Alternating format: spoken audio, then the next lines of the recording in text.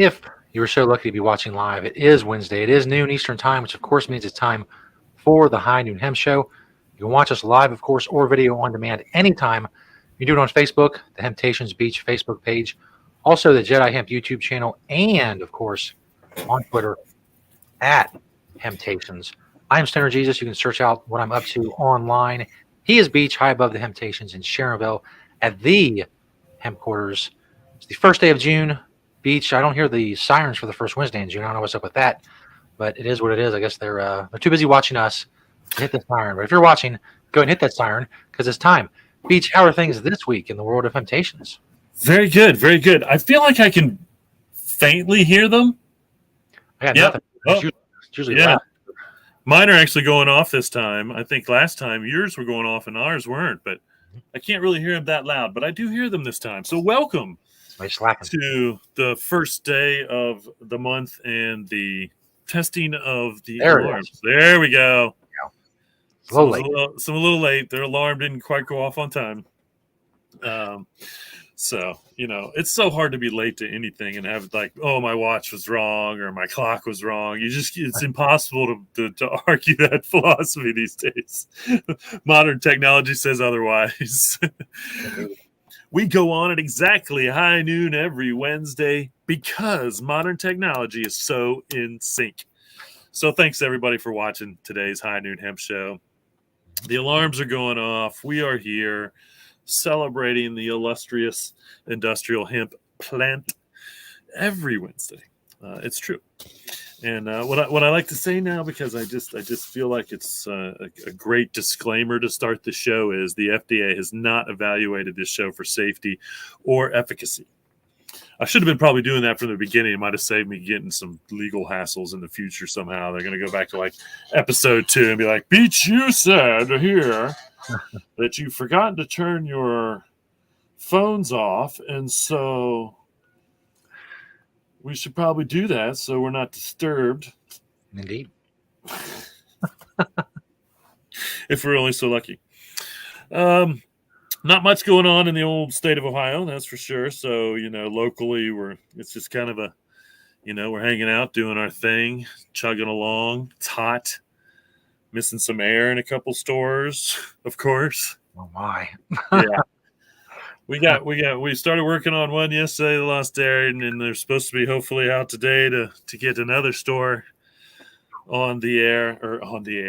Get it on the air. We're on the air now.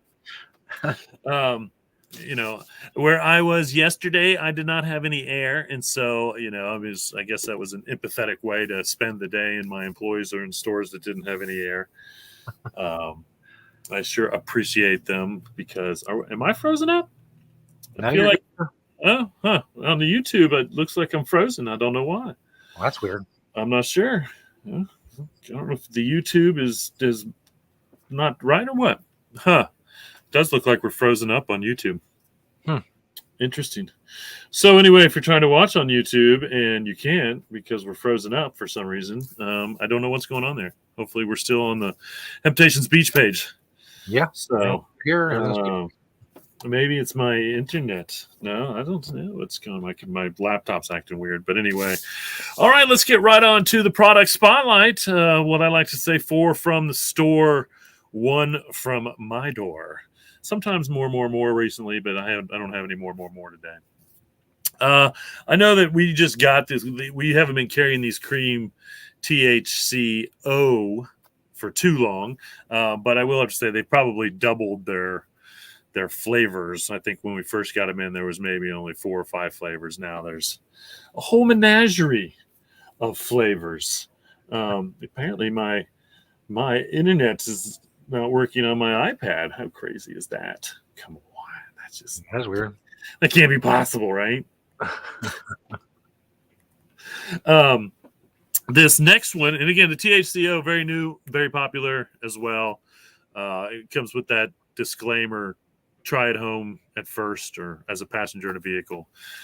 These are the Chief Sticks Delta 8, what we call hempettes, basically. Again, Delta 8 still very, very popular. One of the the more popular ones, even though we're moving on to some other ones still.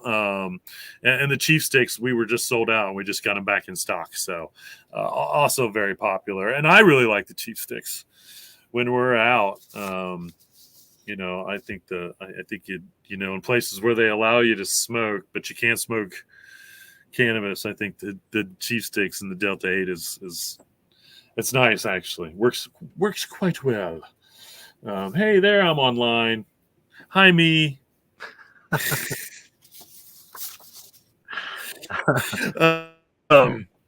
The next one here is this is basically the selection of hats. It's summertime. The sun is blazing out there. Again, I wear a hat almost every day of my life because of the sun, and my eyes don't like it, I think, or I know. And so this is kind of the selection of hats in the Sharonville location. Every store should have some hats if you need a good new summer hat to show off. Should have a decent selection at every store, one way or another. Probably a little different even as far as some of the fancier hats. And then this last one here is the old green gruff. I've been giving these a lot to Josie recently, just because I usually use what we have in the store. So I grab some of these, and she gets a couple treats when she comes up from being outside. When she comes, when she listens to me. And I know she loves them because she comes right in, and then she sits down right beside her bowl that I put them in. And so again, you got a couple different, soothe, relax, ease. So depending on, if your dog has anxiety, I would recommend the relax. And again, we give CBD to Josie for fireworks and thunderstorms and whatnot. And it does work as far as the relaxing. The separation anxiety is big in dogs, and I think that these treats would be good for that. And then if you got maybe an older dog, and maybe you're looking for some ease, so there you have it. 4 from the store. 1 from my door. I talked about it last week, and I've shown this picture before, but this is the backpack that I carry every day. I have actually 3 pairs of hemp sunglasses and probably 4 pens attached to it now. This is probably, I don't know, they're taken a couple years ago. It looks like it's still in decent shape. I should have taken the one like it's sitting right across from me on the same chair it's sitting on right now, because that's where I put it every day when I come in. But again, this backpack's probably, it's probably 5 years old. I may retire it soon. I'm having a hard time because it's just so perfect. Datsura makes unbelievably great stuff. Again, it's taken me carrying this bag every day practically for at least 5 years, and it's just now starting to fray. And once again, it's not fraying in the middle of the material, it's fraying where the material is attached to the zipper. And so it's not even a hemp thing, it's more that stitch by the zipper is coming weak and kind of coming apart. So it's just a testament to the quality and the durability of hemp when it's done right. And again, these guys do it right. This backpack's got, I don't know how many pockets. 1, 2, 3, 4, 5, 6, 7, 1 and 2 inside. Again, it's perfect for someone like me that likes to carry what I think I need around with me all the time, which is not really stuff that I need all the time, but it makes me feel good. If I ever get stranded, if I have some water with me, I pretty much have everything I need. I can go forage for food with the utensils and the weaponry and the knife and everything I have.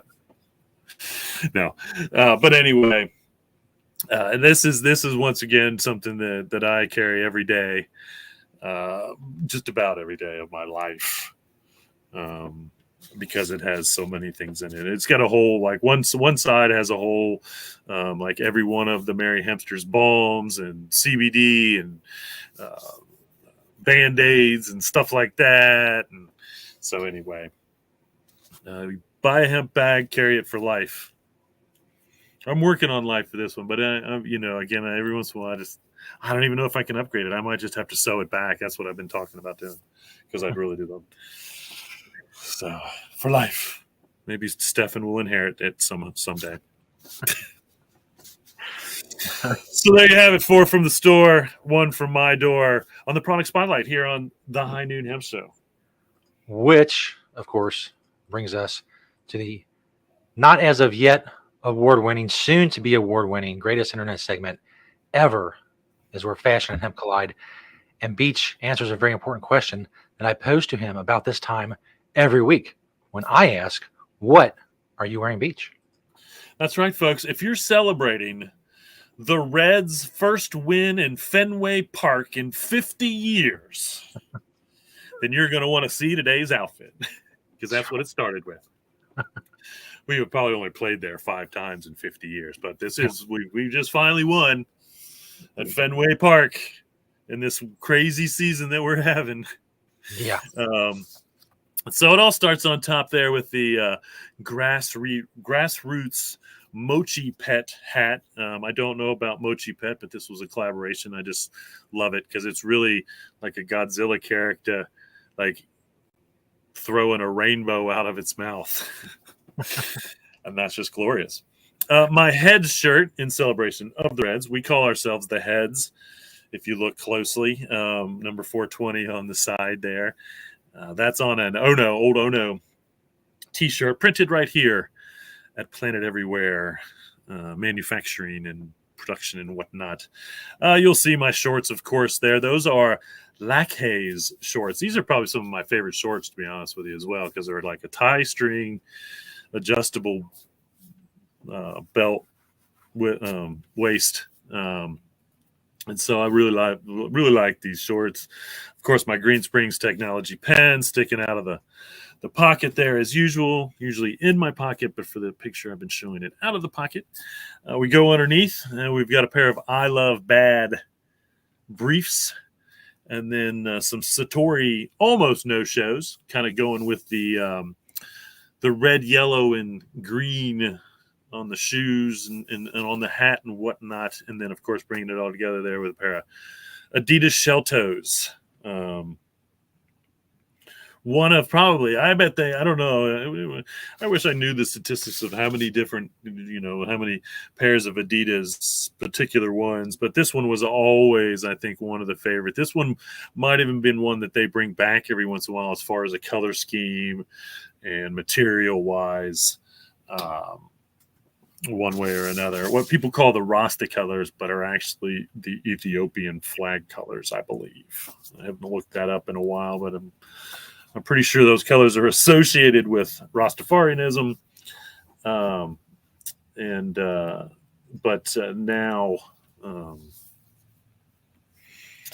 Now just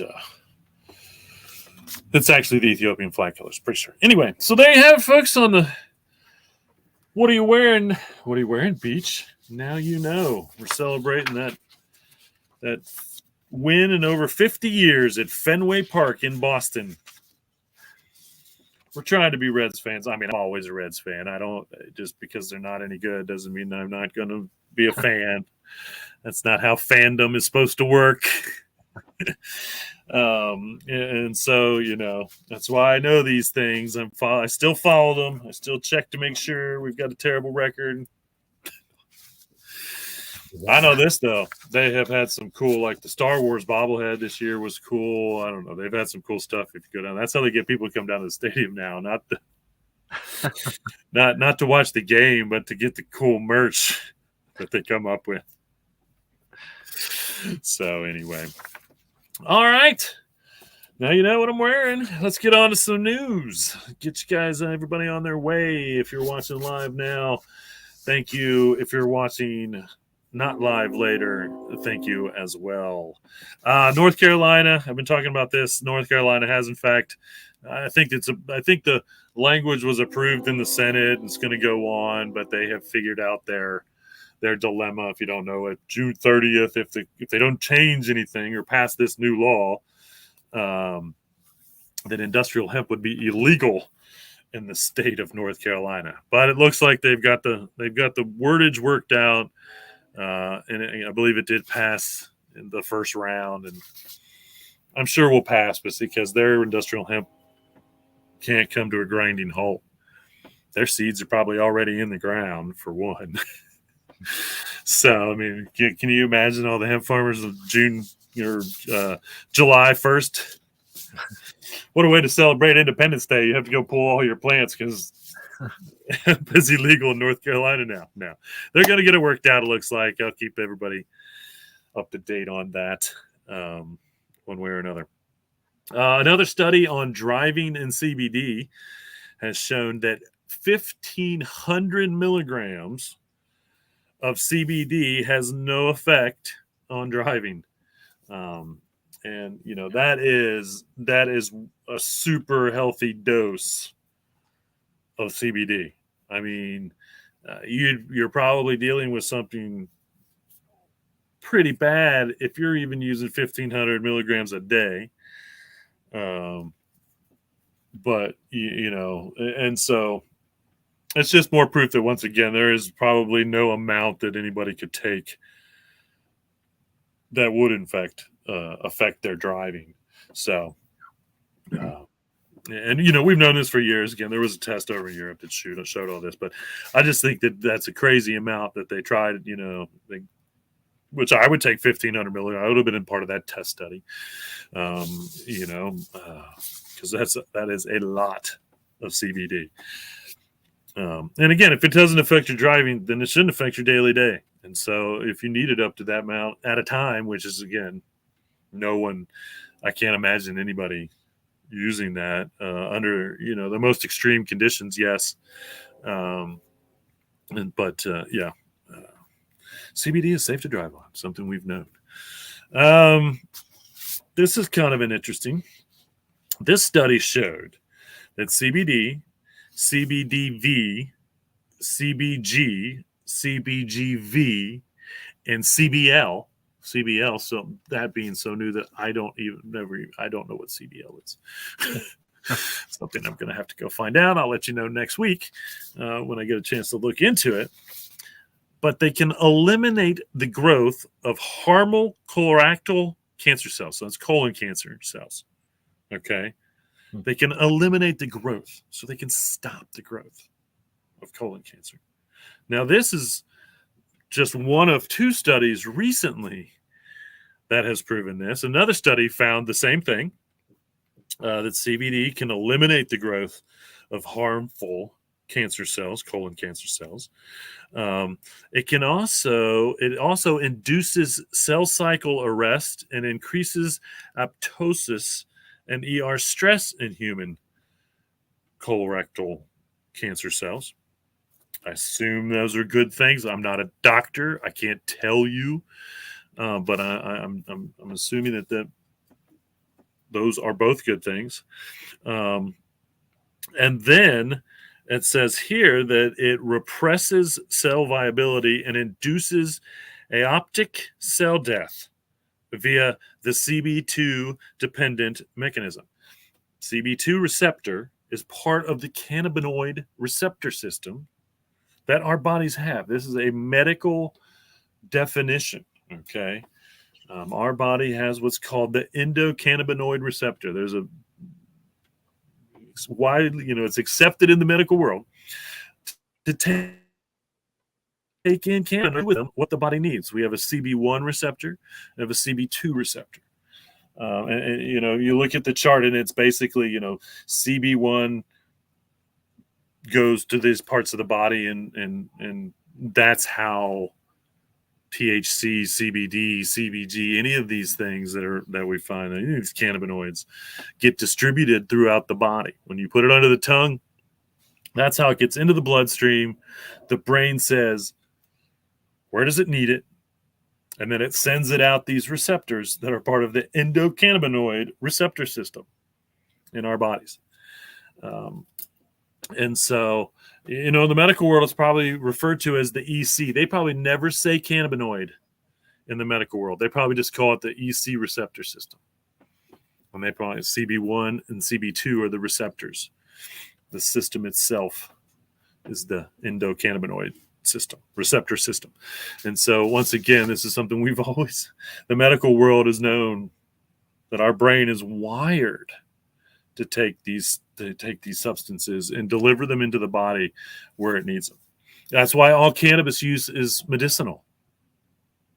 All cannabis use is medicinal because our brain, and again, I should be careful what I say. Once again, this show has not been approved by the FDA for safety or efficacy. But this is just the medical system that's at hand that I'm just talking about. The brain is set up for it. And so, the body knows for whatever purpose it needs to use it. That's how it uses it. And again, there is no amount, because the body, I think, gets rid of it naturally in the fat cells one way or another. There's truly no amount that you can OD death-wise. Now, I know we've been seeing some cannabis, what they're calling cannabis-related overdoses. And again, overdose has such a negative terminology, because to me, when I hear overdose, I think someone's died. You've had I don't care if someone told me that someone had an aspirin overdose, I would think, holy shit, that person died. Yeah. That's not true. Okay. Overdose just means you took too much and it did not suit your body well. And we're seeing some people, go into the emergency room for cannabis overdose, THC related more than anything.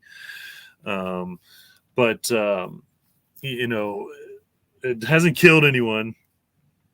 I'm sure that most of those people probably walked out of the hospital within 4 to 6 hours.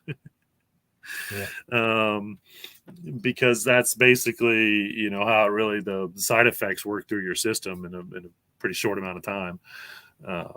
And so, but death wise, never in the history of cannabis use has a doctor signed a death certificate saying that cannabis was the reason for death. Still haven't figured out. And there was someone that challenged that, like, amount. I forget, he had a TV show and everything about it. All he did was just smoke cannabis all day long, basically. Just smoking it, rolling it, to try to get to a point of any type of overdose or whatever. And, and of course, everybody's different. If you've never had it, I'm sure that if you've never had THC and then all of a sudden you ate a bunch of THC or smoked it for the high doses, then I'm not saying that it wouldn't make you feel bad. It might not make you feel good like everybody wants it to. That's for sure. Won't kill you though. This is kind of cool. Isaiah Thomas, one of the greatest NBA players ever, in my opinion. Played for the Detroit Pistons for the most of his life. This is, quite ironic, his path, in my opinion, because he has become an industrial hemp supporter. Not just on the CBD side. He actually has a company called One World Products that is working with a couple other organizations, and they're going to grow 1 million acres of industrial hemp to use, hopefully more than anything else, in the automotive industry. His goal is to replace automotive plastic with industrial hemp plastic wherever they can. We know we can do it in door panels. We know we can do it with, anything that's like fiberglass can be hemp. Made out of hemp, anything like that, to see them, if they move forward, hopefully even with bodies, making the bodies out of hemp, would be huge. And I know that they're partnering with one of the big ones. I think it's whoever owns, Chrysler. I think I saw it wasn't it's like they might have been last level of cars that people actually purchase, which I think is interesting, because it wasn't like Ford or Chevy it should be Ford. Ford should be doing this now. They should be trying to partner with Ford for this, because he built a car out of hemp. either way, they are working and they are partnering with the automotive industry. Colombia is a hemp farming growing country, and again, going to get the goal is Isaiah's goal is, and the company goal is to eliminate petrochemically based plastic in the automotive industry with industrial hemp plastic. Super exciting. Thank you, Isaiah, for all your years of challenging. He was one of the only players to challenge Michael Jordan on a daily basis, defensively and whatnot, back in the day. But again, he was known for, he was an assist leader, man. He could handle and throw the ball around like nobody else. That's for sure. Great basketball player. The fact that he played for Detroit and is now involved in the industrial hemp industry, in the automotive industry, again, it's just brilliant. It's brilliant. And so that is pretty awesome. Isaiah Thomas of the NBA. I don't know how many, I didn't see how many MVPs or how many times he was an all-star, but it was a lot. We've been talking a lot about the fashion industry, getting involved with hemp as a fabric. Now, these two companies, Lenzing and Canadina Denim, are using a new fabric. Now, this is what you would almost call, it's a synthetic fabric made out of natural, this is kind of weird to say, natural material. So, some of the shirts, the hemp shirts that I have, are made this way. And what they're actually doing is that they're taking, like, and it's kind of seems weird to do this with hemp because the fiber is so strong and it really can be woven as smooth as silk if you wanted to. But they're taking the pulp, okay, and basically making a synthetic fiber out of it, and making clothes. Now, one of the natural things, and I've talked about the cottonization of hemp to make it softer. That's what happens with these. I think it's lyocell, or there's a couple out there. Already there's a couple. When you look at it, you think it's a petrochemical synthetic. It is a synthetic, but it's a synthetic made out of natural goods. Sometimes they can be recycled goods, and things like that, which is, the way we would want that to go. Now, we still have synthetic waste, so to speak. So the waste to make these products is probably not as good as just using the natural hemp itself. But, I think once again, it produces that softer feel that everybody wants, as opposed to that rougher feel that hemp can do. But again, you can weave hemp as smooth as you want. Consistency is tough because, again, it's long and it has, you got to attach it together. And so it always has that kind of natural inconsistency. If I looked at this hemp shirt long enough, and this is just a blend, I'm sure I could find where, it's not 100% smooth, so to speak. You can't tell. It's not like little bumps all over the shirt from inconsistency. But if you look closely at hemp material, you'll see that it is somewhat inconsistent. And to me, that's actually a good thing, because nature is not perfect. Okay, and to, in the guise of finding perfection, especially clothing, we're making clothing out of materials that are terrible for us, whether it's cotton or polyester. And I should say terrible for us and actually the planet, both. Cotton is consistent because it's tiny little fibers woven together. So it looks all perfect. Synthetic is perfect because it's made perfect. That's just the way it's made, out of oil or whatever. And then, of course, you have synthetic waste that the planet has no way of dealing with. And that's, also why we find micro plastics in a lot of ocean fish I mean, can you imagine if we go out 500 miles out in the ocean, catch a fish, and it's got plastic in its gut? Come on. And I know I'm not, I've been guilty of it as much as anybody, very minimally. I don't, I mean, I probably still own everything I've ever bought that's made out of plastic, just so you know. And again, there is no perfect. But we have to reverse our ideology at this point and slow down and get to zero maybe, and then go backwards so we can start making a difference. And hemp is what we need to do that with. And Isaiah Thomas is in with that. Good job. And so are the fashion leaders. Good job. And so are the shower curtain people finally. And I have had some hemp shower curtains. I think there's still a hemp shower curtain down in O'Brienville, as far as I know. We have sold them in the past, but I saw an article about eco-friendly shower curtains. And what was interesting, or shower curtain options even, because you had a cotton shower curtain. And the reason that, once again, that they did this was because vinyl is awful. Vinyl is just as bad as plastic.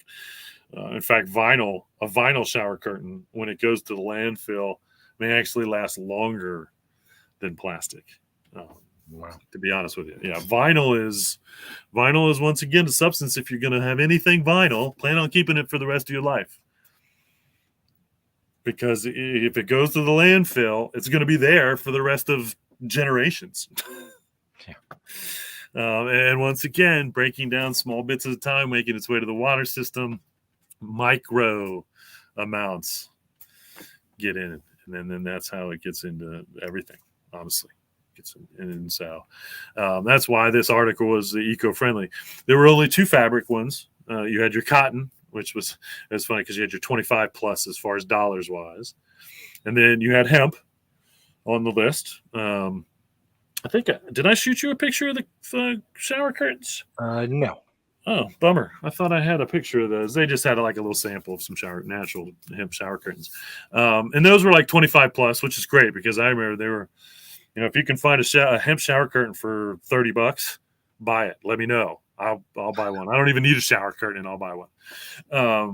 They were about 100 on the average back in the day. I'm sure that they have come down quite a bit. No doubt about it. And then everything else was like a block or traditional glass doors or everything. And that started at a minimum like $250 for just your old school glass doors. And then it went up to, stone partitions with glass and all this, for $1,500, I'm like, well, I mean, again, if I could afford to have most of those things, I just have an open room shower. No shower curtain at all. There's drains into the floor and blah, blah, blah, it goes away. But anyway, it was nice to see hemp on there. Cotton is not actually eco-friendly unless it's organic cotton. So, I get it. There's, it does, you can wash it. It is better. Hemp in itself, you don't have to worry about as much because it's antimicrobial, antibacterial, natural resistance to mold, toxin free, and fast drying.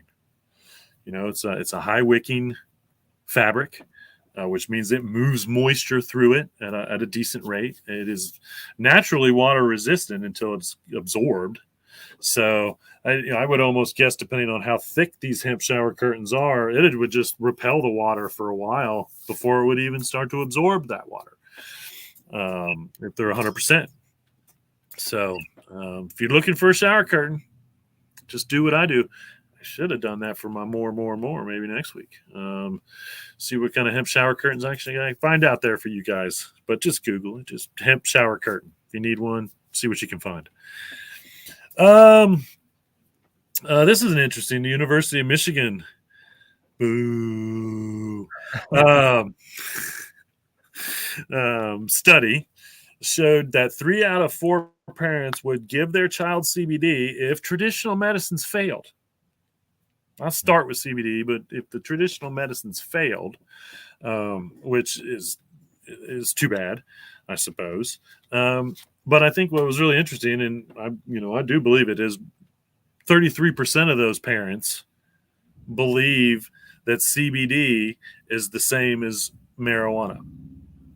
And so, once again, that's why the whole High Noon Hemp Show exists and will always probably exist for a while, is because the confusions like these are still huge. It's still a lot of misinformation, or a lot of old school mentality, honestly, when it comes to this CBD and these, in hemp, period.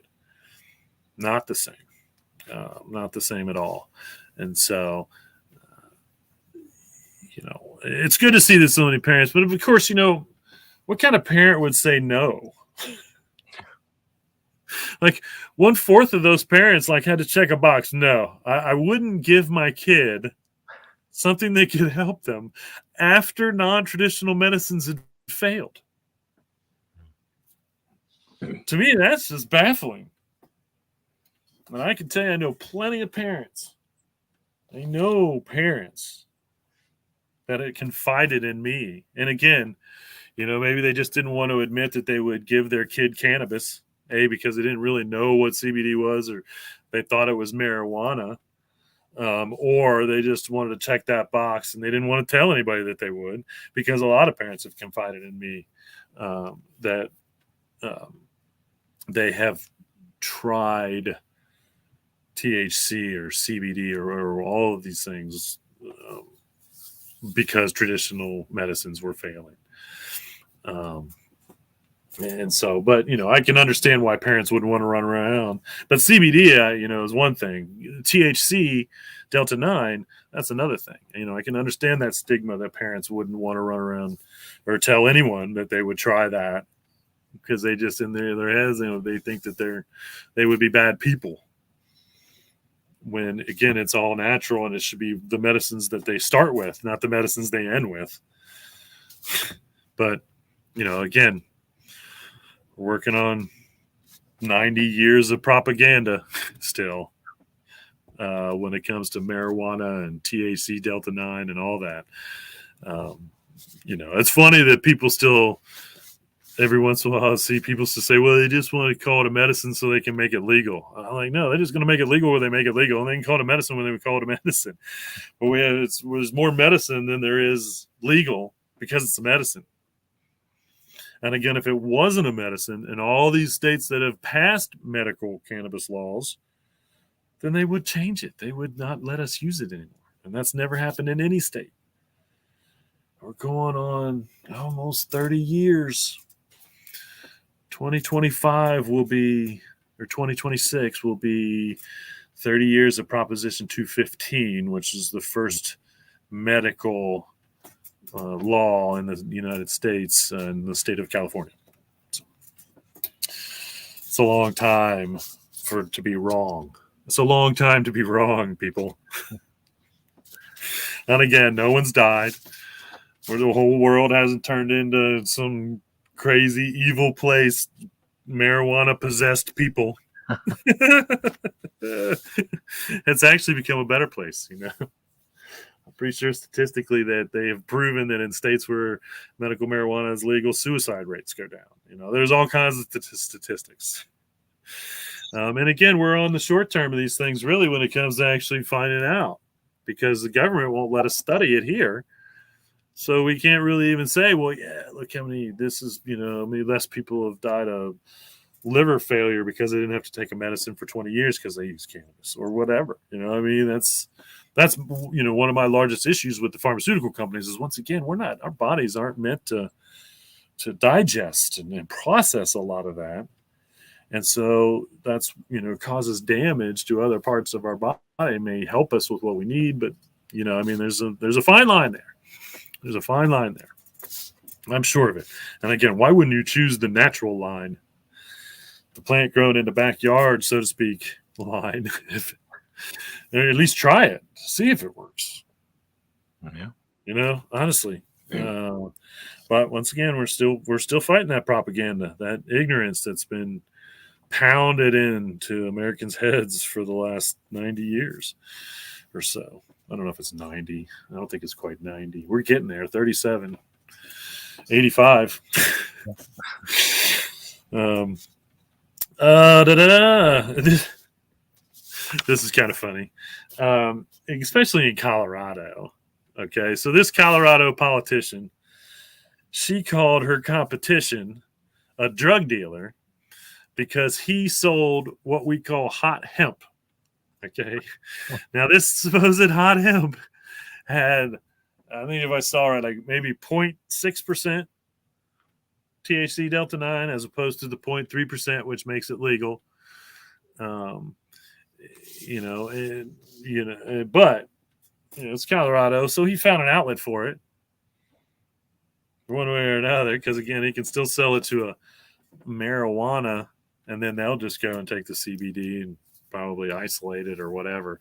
But she literally got laughed at. She was on stage, and she called this guy a drug dealer for selling hot hemp, and supposedly the crowd laughed at her. So, and she's the incumbent, as far as I understand. She's the one in office right now, and he's challenging her for the position. And so, again, unbelievable. Especially, what the heck? I turned that off. I turned you off, man. Why are you ringing? That's crazy. Well, come on. But anyway, drug dealer for selling hot hemp. Ay. That's good stuff right there. I mean, especially in Colorado. It's like you'd think that's the last place someone would try to make anybody a bad person when it comes to cannabis. I don't care what kind of cannabis it is. Anyway. I do have a picture of the Chaise Lounge. This is called Pernella. This is on display at the Art Institute of Chicago, if you would like to go see it. This particular hemp chair, so the fabric is in fact woven hemp through there, woven hemp panels, so to speak, or bands. It was actually designed in 1934, and they did manufacture it in 1960, which is kind of interesting, honestly. I can't, imagine why they didn't design it in 1934, because there would have been a huge amount of hemp available. In 1960, I would think there would be less hemp available, because it was, against the law in the United States to grow it. But now is a sample of it is sitting in an art museum. So functional art, we like to call that. Functional art. Hemp chair. Chaise Lounge. Pernella. It has a name. Pernella. I'm going to go sit on Pernella. That doesn't sound right. Nike's still at it, and I love it. They've come up with this whole Sun Club series, but this is the latest in the Sun Club using hemp. Now, what I will say is, most of that upper is in fact hemp. Now, I don't like, once again, I mentioned, I think this last week, because when it comes to white hemp, that means it was bleached. I mean, you can see that the swoosh is natural, which I think is kind of cool, because it's like, hey, here's the swoosh and natural to say, this is what hemp, this is what most people think of when they think of hemp. But that white, most of that white on the upper, from my understanding, is also made from industrial hemp. So they're putting more in there for sure. On the summer lines, so we have to check into it. This is the Air Force One low. And they've released a couple Air Force One lows this year using hemp material, solid or just a little one, almost everything. Let me go see if I can find a pair. I need to try a little better, maybe. Interesting article on eco-friendly wallpaper. The only mention that I was hoping that there would be a company that actually they mentioned was using hemp. They did mention a company that used what they call grass cloth. and that most grass cloth is in fact made of jute or flax or hemp, but they didn't specifically say. And all these companies, all these wallpaper um, companies were using natural materials and things, and could have been using hemp. They just didn't specifically mention it one way or another. And some of them had recycled materials in them and whatnot. But I don't seem so weird to wallpaper something these days. I suppose, I feel like that's like something that people did so long ago. But people still wallpaper. You put wallpaper up, I'm sure, and finding an eco-friendly, whether it's the glues, the backing, or whatnot, an eco-friendly wallpaper, because it's going to be on your walls, and you're going to be breathing, and all that chemicals that may be used to put it up there and whatnot are leaching into the air and into your system. So using all natural, it's good. Just like carpet. Carpet's the same way. I mean, carpet's pretty bad because it's got a lot of stuff that we breathe and we shouldn't breathe. We just shouldn't. All right, this last little news story. Everyone knows how much I love my hemp houses. This is a hemp house that this lady built in New Zealand. It's kind of cool because it's 100% New Zealand hempcrete, so to speak.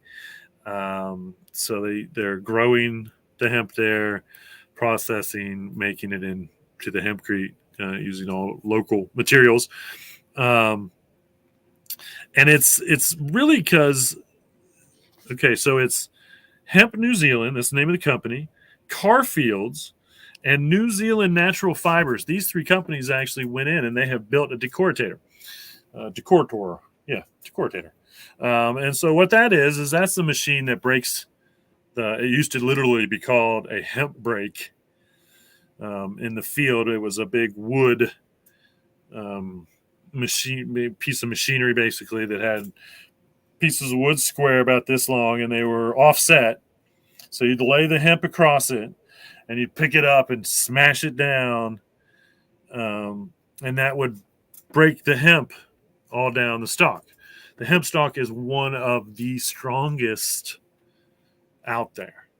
The normal process was to it's called retting, leave the stalks in the field. Those are you see that shock, that pyramid of hemp, which is a classic old picture of industrial hemp drying in the field. What's really retting, and what it is they let the winter weather, rain, snow, cold,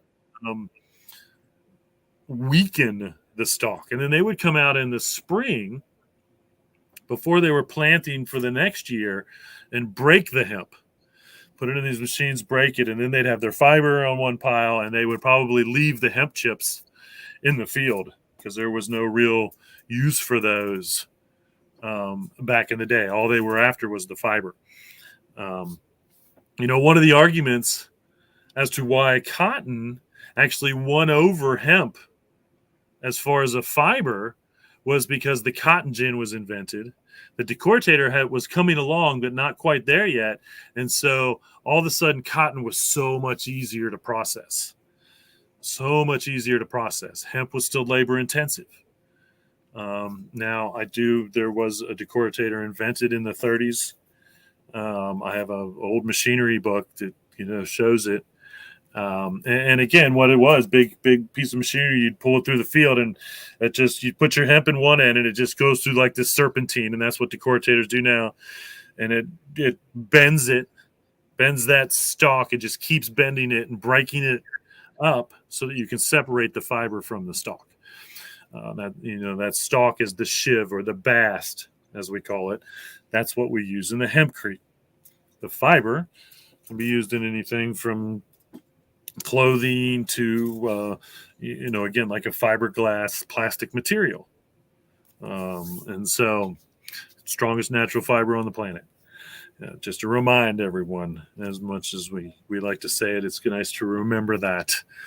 And now, and this is, here's something I always said that we would do in the United States as soon as it was illegal. It was not illegal anymore. As we would take all that old world technology that the Chinese are using that we used 100 years ago, and we're going to make brand new modern technology, and processing hemp will not be labor intensive at all. And that is the truth of it. We've got from a 100-foot long machine that the Europeans have developed, that you just put your hemp in one end and it puts it, breaks it up into every form, and shoots it out the other end, or whatever, out the side, who knows. And so, that's where we're at with technology in hemp right now. Modern machines making the processing much easier, so we can send it to the manufacturers and it's ready to go. And there's still a little bit of a gap there. But these machines and for these processing plants, not manufacturing plants, processing plants, are popping up all over the United States, or in across the world, actually. It'd be interesting to see China's technology. I'm sure it's like really old as far as what they do when they grow for fiber, which they grow a lot for fiber. And so they have to break it down. So they have decortators, I'm sure of it, to process that. If it's still hand done and it's labor intensive, but China has a lot of labor. Their labor over there is still willing to do that because that's all they have. So I can only imagine that every year there's a million Chinese people possibly out breaking hemp by hand to keep up with the world demand, especially our demand for hemp fiber for clothing. That's why, again, we're great for growing here and processing here. We won't have to worry about that as much. But we still rely on the Chinese for a lot of hemp fiber, or most of the hemp fiber. I don't doubt that for 1 minute. So, but this woman, to finish up this last little article, is what was interesting. Is basically, she started her life with hemp, using hemp oil and hemp soaps and hemp oil and all that stuff, and then realized she could build her house out of it, and did. So, more and more houses every day getting built with hempcrete all over the world, no doubt about it. And we love it. It's better. It's better. There's a sand construction shortage when it comes to concrete. We're running out of sand for concrete. Absurd as it sounds, it's true. And again, if we can replace something that can't be replaced, like we can't put sand, we can't make sand and put it back out there. So why not replace it with hemp and leave the sand where it's at and let it do what it's done for millions of years, wherever it was, doing whatever it was doing. That's for sure. Couple events here in the old June. We've got the Hempcrete Hemp Trials and Nutrient Management Considerations. That's June 4th at the mighty Thundercloud Edible Forest in Bird's Nest, Virginia. June 17th through the 18th, Hemp in the Holler, Mount Vernon. I've been talking about it. Get to it. The Kentucky Hemp, or at the Kentucky Music Hall of Fame. June 24th through 26th, got the Southern Atlantic Hemp and Arts Expo in Fletcher, North Carolina. July 1st and 2nd, the Happy Hemp Conference and Festival in Richmond, Virginia. All right, there you have it, folks. As always, thanks for watching. If you're watching live, we sure appreciate it. If you are watching later, we also appreciate it. I usually try to, I talk about ending the show with questions. I don't have any. Then I change that to my thoughts, which I just get out during the show. But if you do have any questions on hemp, please feel free to ask through Facebook or email me at hemptations@yahoo.com. I'd be happy to help in any way that I can. That's for sure. Remember, folks, reduce, reuse, recycle. Make everything else out of hemp. Having Hemptations. See you all next week.